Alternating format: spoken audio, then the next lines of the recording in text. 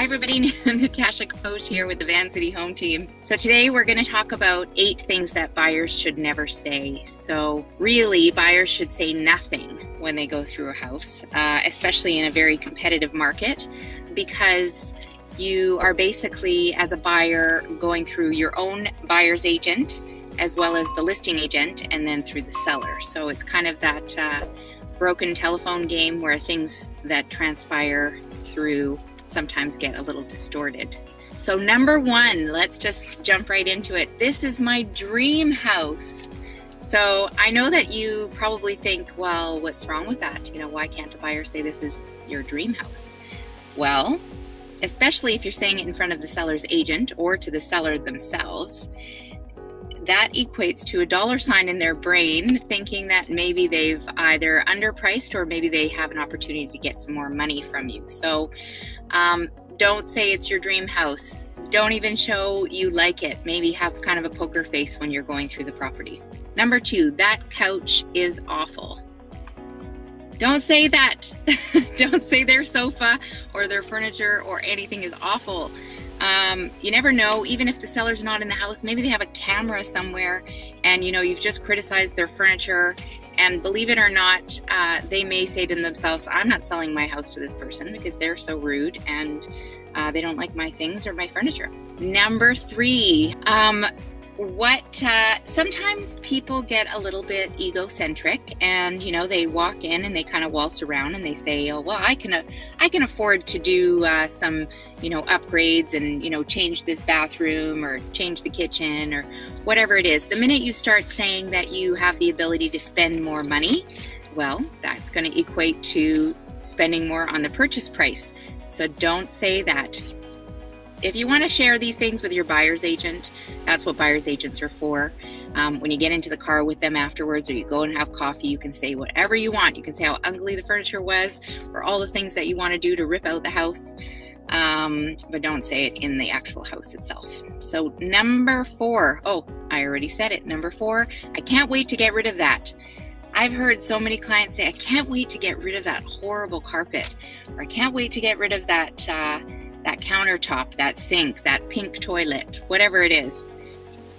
Again, don't say it. You're putting yourself at risk to be criticized by the seller not wanting you to be the one to buy their house. Number 5, asking, and this is probably going to seem like a legitimate question, asking why they're selling in the first place. Sellers, we recommend that sellers are not actually in the house during showings, and these are prime examples of why. But there are some sellers that are not very trusting to have strangers going through their house, and so they like to be present during showings. So, and I know that it's very natural to ask a seller why they're selling, but just think about if you were asked that question. I mean, it kind of makes you stop and think, well, why is it any of your business? I mean, so it's kind of a pushy forward question. Even though it seems legitimate, because you'd want to know, you know, are they moving out of town to get a new job offer? And you also want to kind of, you know, get some inside information as to how you would handle an offer if you decide to write one.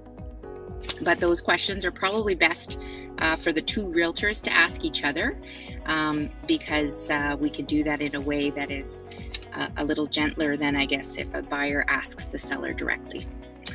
Number 6, what's it really like to live here?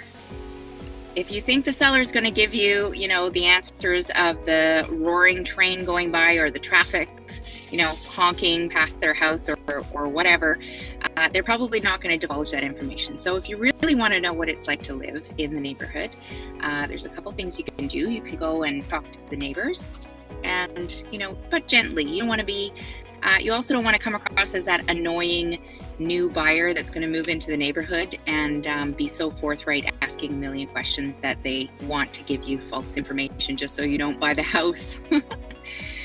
Okay, number 7. You're never going to get this list price. You're dreaming if you think you're going to get this list price. I've heard my buyers say this to clients or to sellers.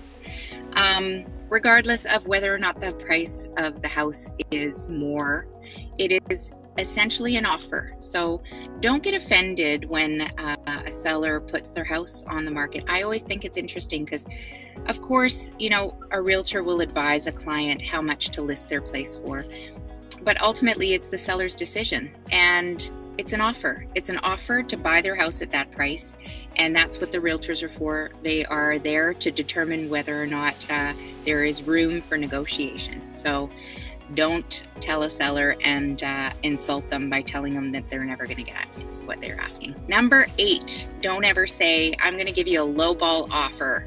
Would you accept it? I don't know about you, but if anybody said to me they're going to give me a lowball offer, I don't even need to hear what the offer price is. I won't accept it. So don't say that.